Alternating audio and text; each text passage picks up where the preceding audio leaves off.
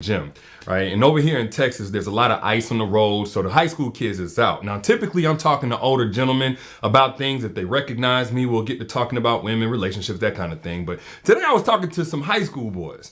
And one of them, he's telling me, hey, I did this, that, and the other. Me and my girlfriend been together like 3 years. For high school kids, that's like 20. But he said something, man, and this caused kind of a ruckus. He was like, yeah, man, when a girl really loves you, she'll never leave you. That's what I've learned. And he said it with his chest too. And I said, look, man, let me tell you something. You may be right. When a girl loves you, she'll never leave you. But when you get to that point where you're dealing with a grown woman, she can love you and still leave you. I promise you that. I promise you that. And the reason why I say that is this, because when you're dealing with a woman, and I think this goes for both men and women, but I've seen this personally play out for women over and over again. When you're dealing with a woman who's had some experiences, more than likely at some point she's been in a relationship where she can no longer afford to be with that man, to love him or receive his love, but at the same time, she couldn't deny that he loved her. Somebody put I in the chat if you've ever been with somebody who hurt you, whether they did something once, did something a couple of times, but you could not deny that at their core, they did love you. Now, that's a hard place to get to, and it's hard for somebody young to understand that. Talk to somebody who's been out of a serious 5-10 year plus relationship, a divorce or something like that, and they'll tell you they had to leave somebody that they loved, and they genuinely think that person loved them, but they no longer could afford to receive that love. They no longer could afford to receive that love because all love ain't good love. In fact, I've always compared love to water. Like love is as good to receive as the vessel that it flows through. Just like water. Water's good for you. Your body's 75% water. But if you get water through a dirty, rusty, poisonous pipe, by the time you drink it, it's going to cause damage to you. The same thing goes for love. And when a woman has had those painful experiences, but she's like, I know you love me, but that's no longer enough to keep me here because I've stayed too long because you love me. But now I have to love myself, which is the next reason why a woman will love you and still leave you. Because at some point, she's going to draw that correlation between how unloving she has to be to herself to receive love from a toxic person.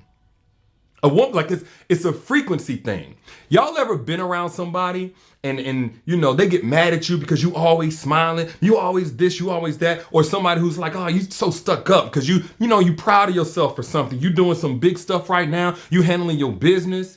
And of course, you're not really, looking down on them. You're not bragging. You just, you got big dreams, big goals. You think big, you're doing big things. You've been executing. You're proud of you. You celebrating yourself. The reason why they feel like that is because the frequency is off.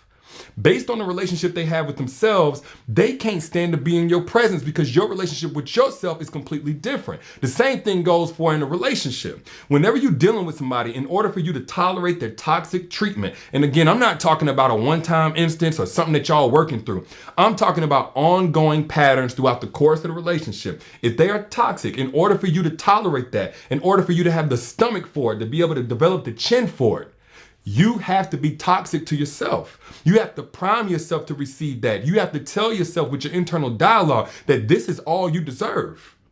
So when you receive a person and their love in whatever way that they feel like giving it to you, whatever inconsistency or whatever. Some people say, well, that ain't love. I do believe it's love. I just believe we give love too much credit in a romantic sense. But in order to receive that toxic love, you have to be very toxic and unloving to yourself. So when a woman finally says, you know what, I'm going to love myself because it's going to bring some grief, but it's also going to return some peace. I'm going to hurt and I'm going to cry myself to sleep at night, but at least I ain't going to be losing sleep every night. It's going to hurt to lose that familiarity. But I'd rather lose that familiarity than to continue getting comfortable, letting somebody else be comfortable, disrespecting me.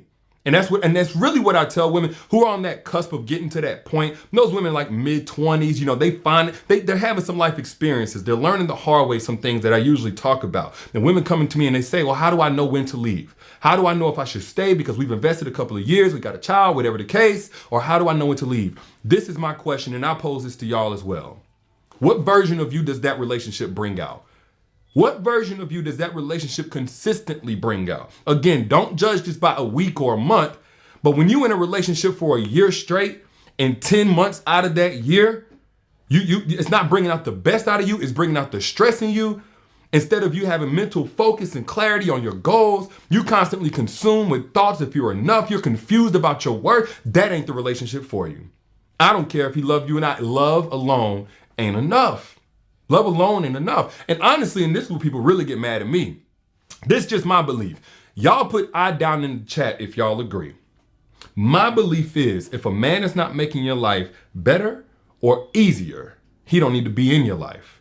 Put I down in the chat. Somebody put I down in the chat if you agree with me. If a man is not making your life better or easier, and I'm not talking about finances because I know that's what people go to, although that's one aspect.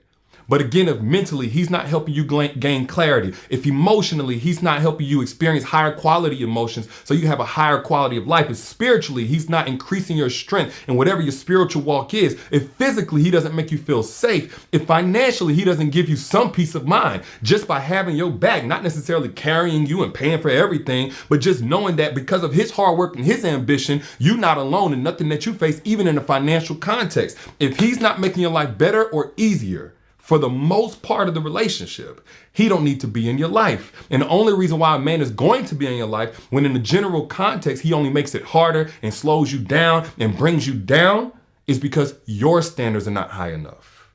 Meaning your self-love is not abundant enough. If he's constantly keeping you stressed and confused and, back and forth and losing important relationships around you and not teaching you anything and not increasing you and no resources for you, but he's just taking from you and trying to see what he can get from you, if that's the case for the most part of the relationship, the problem is not just him anymore. In fact, I would say it's not him at all, because now now you're clear on what he is. Spade is a spade. But because you're not as loving to yourself as you need to be. And maybe you're not loving to yourself in terms of what you believe you can get that's out there. Because I'm going to tell y'all something. There are men out here who have cultivated enough value within themselves. They have plenty of value to contribute to you. These ain't perfect men. These are evolved men. These ain't men who never make mistakes. These are men who are accountable to the mistakes that they make so they don't keep making them over and over again. Evolved men. And the only reason why you're not setting yourself up for an evolved man is because, one, you have not prepared yourself by releasing that which is familiar but toxic, or two, because you don't know the strategies to attract evolved men that thousands of women, tens of thousands of women are out here using. Now, I did a whole separate masterclass on that, secrets to making an evolved men crave you. If you want an evolved man and you feel like you're prepared, like you're ready to let go of that toxic person in your life, because don't click on this link if you're not, but if you are, click the link that you see pinned right here in the comments. It's also in the caption whenever you back out. Secrets to making evolved men crave you, because you don't have to go out here chasing down these men, trying to earn a date, trying to prove this, prove that. No, you do have to show some mutual interest, but I go in depth with what evolved men are looking for, the men who have done the work and still doing the work. Click the link that you see pinned down here, and the moderator's already put it down there. Also in the caption whenever you back out. But moral of the story is this: for anybody who's under any other notion, do understand this. When a woman loves herself, she will choose that over the love that you've given her if you force her to only have one. When a woman loves herself, she will choose that and choose to walk away from you, even if she still loves you. But those are just my thoughts. Y'all let me know what you think down in the comments. Share this right now for somebody on your timeline if you got anything from it. And again, if you are in the market for an evolved man, click the link that you see pinned right here in the comments. Also in the caption whenever you back out. All right, get access to that free masterclass over an hour-long, dropping gems. Secrets to making evolved men crave you. I'll let y'all be good. Peace.